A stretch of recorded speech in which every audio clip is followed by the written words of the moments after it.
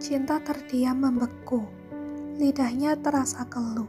Aib itu sangat berat untuk diungkapkan. Katakan sebelum aku memaksamu. Ucap Reza lebih tegas. Maaf, dia calon suamiku sebelum dirimu. Jemari Reza mengepal kuat. Reza merasa harga dirinya sebagai lelaki diinjak-injak dengan kejam. Cinta, nama yang baru saja Reza agung-agungkan sebagai wanita terbaik yang bisa menjadi tabatan hatinya hingga akhirnya ketiadaan kini merusak semua mimpi Reza. Kenapa tak jujur padaku? Kenapa kau tak bilang sejak awal? Maaf, karena Mas tidak bertanya maka aku... Sumpah Reza merasa darahnya mendidih mendengar ucapan cinta. Tidak bertanya katamu, teriak Reza dengan murka di depan wajah Cinta. Cinta hanya bisa menundukkan wajah sambil menangis. Aku pikir kau cukup pintar jika kau telah menyembunyikan kebohongan besar dariku. Kau menipuku Cinta Artanida. Suara Reza makin lantang. Sudah tak terlihat jika yang berteriak saat ini adalah Reza Davin, lelaki yang selalu lemah lembut dan ceria. Maaf, aku tak bermaksud membohongimu, tapi aku... Tapi apa? Tanya Reza dengan separuh berteriak. Sifat Reza yang ceria dan jiwa penyayang Reza hilang sudah diterjang badai kemarahan. Reza tak bisa diam saja saat harga diri sebagai lelaki diinjak-injak begitu saja oleh wanita yang kini telah menjadi istrinya. Aku tak ada pilihan selain... Oh, begitu rupanya. Potong Reza sebelum Cinta menyelesaikan ucapannya. Kau menjebakku untuk menutupi perbuatan kotormu bersamanya. Tak kusangka kau tega menyakiti aku demi menyelamatkan kehormatan lelaki lain yang bermoral bejat. Ternyata kau dan dia sama bejatnya. Maaf, maafkan aku Mas. Suara tangisan Cinta memenuhi kamar itu. Tapi tetap saja tak bisa menenangkan kemarahan Reza. Tak usah kau menangis Bombay di depanku. Seharusnya kau perlihatkan air matamu pada lelaki itu. Dan minta dia untuk bertanggung jawab di depan kedua orang tuamu. Jangan kau tumbalkan aku demi kehormatanmu. Hiks, hiks, hiks. Maaf Mas, tangis Cinta makin terdengar memilukan. Cukup sampai di sini. Cinta Artanida, kau. Dengan cepat Cinta menutup mulut Reza dengan jemarinya. Cinta menggeleng dengan air mata yang sudah berurai deras. Cinta tahu jika saat itu Reza ingin menjatuhkan talak padanya. Aku mohon Mas, jangan. Marahlah padaku karena aku memang bersalah. Pukul aku jika bisa membuat kemarahanmu mereda. Aku benar-benar minta maaf padamu. Terserah jika dirimu ingin menikah lagi. Tak apa, aku akan ikhlas. Tapi aku mohon jangan ceraikan aku. Aku mohon Mas. Reza menarik jemari Cinta dari bibirnya.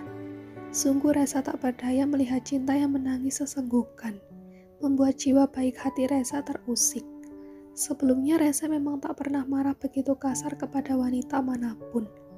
Maafkan Mas. Mas tetap akan... Lelaki itu meninggal dunia sebelum menikahi aku. Mas juga tahu kan hal itu? Dek. Reza yang terdiam sesaat tadi Reza melupakan fakta itu. Tapi tetap saja Cinta tak bisa menjadikan dirinya korban perasaan begini. Kami berdua telah menyetujui perjodohan dari kedua orang tua kami. Aku tak menyangka jika dia tega merenggut kesucianku sebelum kami menikah dengan menaruh obat pada makananku. Aku dijebak, Mas. Dia memang mengaku salah dan dia tak akan pergi untuk lepas dari tanggung jawab. Namun takdir telah mengambil nyawanya sebelum kami menikah. Lalu aku harus bagaimana? Tak ada seorang pun yang tahu betapa aku ketakutan. Tak ada yang tahu betapa aku menangis meratapi nasib. Reza hanya diam. Sungguh tragis nasib Cinta. Itulah cerita sebenarnya. Aku mohon, tolong maafkan aku. Aku berjanji padamu akan menjadi istri yang penurut asal jangan ceraikan aku, Mas. Reza menatap mata Cinta. Reza tak merasakan sedikit pun keraguan dari ucapan Cinta. Tapi saat itu otak dan hati Reza sejalan. Tak bisa menerima begitu saja. Bagi Reza, harga diri sebagai lelaki harus tetap dijunjung tinggi. Maaf, Mas tetap tak bisa. Kau bersalah karena tak jujur padaku. Reza beranjak. Diraihnya sarung yang tenggorok tak berdaya di lantai. Reza masuk kamar mandi. Hiks, hiks, hiks. Tangis cinta makin menjadi. Sesak dadanya memikirkan nasib hidupnya. Sungguh cinta tak mau bercerai dari Reza. Walaupun perkenalan dengan Reza singkat, tapi Reza mampu menumbuhkan rasa cinta yang selama ini memang belum pernah berbunga kepada lelaki manapun. Hanya pada Reza Davin. Maafkan aku, Mas. Hiks, hiks. Setelah mandi, Reza segera memakai baju dan pergi. Di kamar, Cinta segera ke kamar mandi membersihkan diri lalu sholat dan bermunajat pada Allah. Ya Allah, Engkau maha tahu tentang apa yang sebenarnya terjadi. Engkau pula maha tahu jika aku tak pernah ingin berbuat dosa. Tapi Engkau pula yang telah mengambil nyawanya hingga aku harus menghadapi masalah ini sendirian. Hiks, hiks. Ya Allah, hamba mohon bantu aku. Kasihanilah hamba. Lunakkan hati Mas Reza agar dirinya bisa berbesar hati untuk menerima kekurangan hamba ini. Hamba tak bisa memaksanya, hanya Engkau yang bisa menggerakkan hatinya untuk memaafkan aku. Amin. Berkali-kali Cinta menatap jam dinding, namun Reza tak kunjung kembali.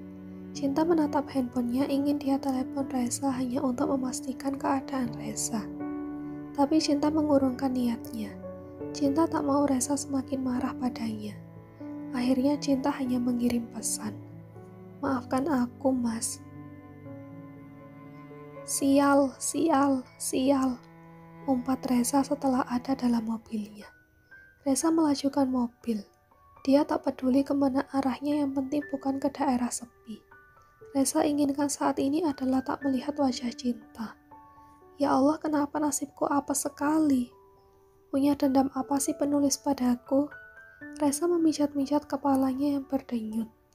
Walaupun Cinta hanya dijebak, bukan berarti dia bisa seenaknya juga menjebakku begini. Aku ini lelaki manis yang baik hati. Wajar kan jika dapat wanita perawan. Tapi dengan apesnya aku telah memberikan kepercakaanku pada dia. Wanita penipu.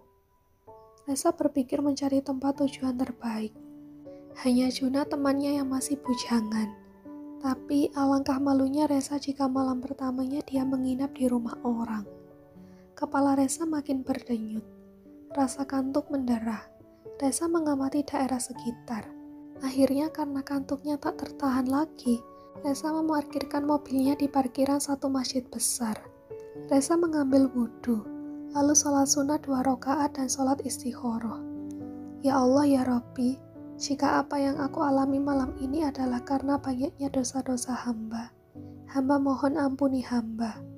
Dan tolong berikan hamba kekuatan untuk menghadapi cobaan berat ini. Sebagai lelaki, hamba tak boleh mengambil keputusan dengan emosi. Tapi hamba butuh petunjukmu bagaimana baiknya. Amin. Reza berbaring di atas sajadah. Matanya belum bisa terpejam. Otaknya masih terus bekerja. Aku benar-benar bingung. Jika aku menceraikan Cinta, maka 2 keluarga akan merasakan kesedihannya. Tapi jika tak menceraikannya, maka turunlah harga diriku. Mungkinkah poligami jalan terbaik? Di satu sisi aku bisa menyelamatkan harga diri Cinta, dan di sisi lain aku bisa membahagiakan diriku sendiri. Reza mengacak-acak rambutnya dengan frustasi. Akhirnya Reza membaca doa tidur lalu zikiran sampai tertidur. Dalam mimpi, Reza berdiri termenung menatap seorang anak yang sedang bermain bersama kedua orang tuanya di taman. Reza, ayo nak kita pulang, ajak Bunda Davina. Bunda, kenapa orang tuaku membuang aku ke tempat sampah? Apa saat lahir aku sudah nakal dan ingusan hingga mereka tak mau menjadi orang tuaku? Bunda Davina mengusap kepala Reza dengan penuh kasih sayang. Tak ada anak yang nakal. Semuanya baik. Kalau baik, kenapa aku dibuang? Setiap manusia memiliki kemampuan yang berbeda untuk menghadapi masalah hidup. Mungkin meletakkanmu di depan panti adalah jalan yang terbaik yang bisa dipikirkan oleh ibumu saat itu. Kenapa begitu? Mungkin tak ada pilihan lain, kita tak tahu apa alasan pastinya. Sekarang yang penting kau harus tumbuh menjadi lelaki yang baik yang bisa mengerti setiap keadaan manusia lain. Cobalah untuk bertenggang rasa dan pakai hati nurani. Mas, bangun mas, sudah subuh.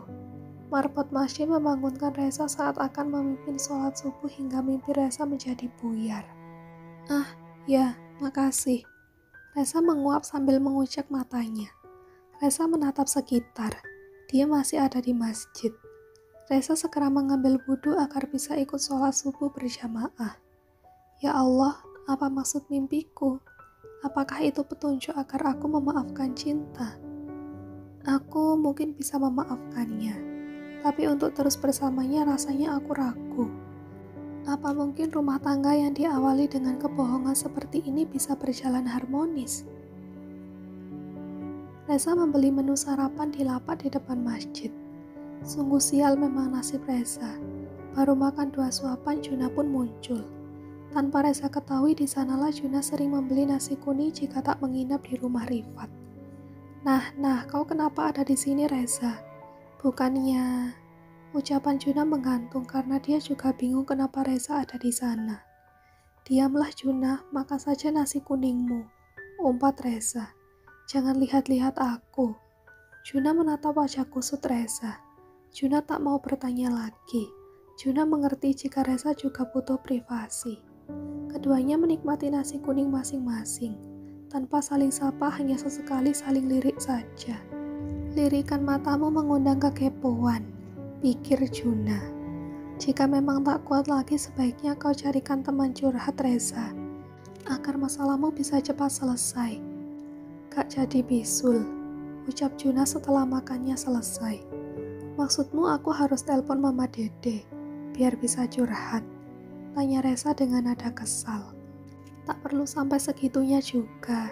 Kau bisa curhat dengan kami, teman-temanmu. Kalau butuh apapun telepon saja aku. Bahkan jika kau ingin bunuh diri, telepon aku dulu biar aku pilihkan cara bunuh diri yang jitu. No gagal, no cacat, pasti mati. Canda Juna sengaja ingin membuat Reza kesal. Dasar sapi, umpat Reza makin kesal. Sedangkan Juna hanya tertawa. Reza menatap Juna yang pergi dari lapak itu. Mungkin benar kata Juna. Aku butuh seseorang yang bisa membantuku mencari jalan keluar dari masalahku. Siapa ya? Tak mungkin aku curhat dengan Papa Gibran. Atau curhat saja sama Juna. Ah, dia juga bujangan lapuk dan apes. Reza menjentikkan jari setelah mendapatkan satu calon. Apa Dokter Rifat ada di dalam? Tanya Reza pada Juna. Juna memandang aneh pada Reza yang datang ke rumah sakit tak lama dia sampai. Ada, ucap Juna sambil mengangguk. Reza segera masuk ke ruang direktur. Spontan saja Rifat terpencarat. Untung saja dosis vitamin pagi sudah selesai didapatkannya. Kalau mau masuk setidaknya ketuk pintu dulu Reza, gerutu Rifat. Aku tak ada waktu untuk sekedar mengetuk pintu, jawab Reza dengan suara tegas lalu merangsek masuk. Rifat saling pandang dengan Rania. Aneh sendiri mereka dengan tingkah Reza. Tak pernah Reza serius begitu. Ada apa Reza? Apa ada yang penting? Kau sakit? Tanya Rifat menduga-duga. Iya, sakit hatiku. Aku mau konsultasi padamu. Reza, aku dokter bedah saraf, bukan dokter kejiwaan. Sungguh Reza kesal. Tidak Juna, tidak Dokter Rifat selalu saja bercanda. Ah, tolonglah Dokter Rifat. Aku yakin kau pasti bisa mencari solusi untuk masalah hatiku. Rifat menghela napas panjang. Oke Lara, tolong keluar dulu ya. Tampaknya Reza butuh privasi. Oke, aku akan ke taman saja ya. Berjemur pagi. Ya, jangan lupa minta temani Juna. Rania mengangguk lalu keluar dari ruang direktur. Rifat duduk di sofa di depan Reza, agar obrolan bisa lebih santai. Ada apa Reza? Aku dibohongi oleh cinta. Maksud dari kata dibohongi itu gimana Reza? Tolong katakan dengan jelas. Dia sudah tak perawan dan dia tak jujur padaku sejak awal. Dia sepertinya sengaja menjebakku. Tak baik berkata begitu Reza. Belum tentu dia melakukan itu sengaja. Apa kau tahu bagaimana kejadian dia sampai bisa kehilangan keperawanannya? Dia dijebak oleh calon suaminya, tapi sebelum mereka menikah lelaki itu meninggal dunia. Nah, ini sudah terlihat jelas jika dia tak bermaksud untuk membohongimu, Reza. Tapi dia terpaksa. Ya, memang akan lebih baik jika dia jujur padamu. Tapi mungkin rasa takutnya mengalahkan logikanya. Jadi aku harus bagaimana sekarang? Tak mungkin aku bisa menceraikannya begitu saja. Hubungan baik antara Papa Gibran dan Papi Herman akan menjadi buruk. Tapi masa iya aku hidup dengan wanita begitu? Tolong maafkan aku, Reza. Tapi ini sangat penting aku sampaikan padamu. Tolong jangan tersinggung. Ucap Rifat sangat hati-hati. Apa Dokter Rifat? Katakan. Tak ada manusia yang sempurna, Reza. Begitu pula istrimu. Aku, Rania dan juga dirimu sendiri. Dek. Reza terdiam. Mungkin keberadaannya untuk menutupi kekuranganmu, dan mungkin juga hadirmu juga untuk menutupi kekurangannya. Seperti yang kau katakan sebelum menikah dengannya. Kau bilang jika dia dan keluarganya begitu baik bisa menerima dirimu yang tak jelas asal-usulnya. Tak ada perjumpaan yang tak ada hikmahnya, Reza. Walaupun terkadang perjumpaan itu ada yang berakhir dengan perpisahan. Sekarang terserah padamu. Hanya kau yang bisa ambil keputusan, bertahan atau lepaskan. Jika memang bertahan sangat menyakitkan untukmu, tak apa jika kau memilih untuk menepi. Tapi ingat satu pesanku, tolong ambil keputusan pakai hati nuranimu. Jangan pakai emosi ataupun kebencian. Jika kau tahu dia tak perawan lagi, itu artinya kau sudah survei. Hiks, dada Reza mendadak sesak.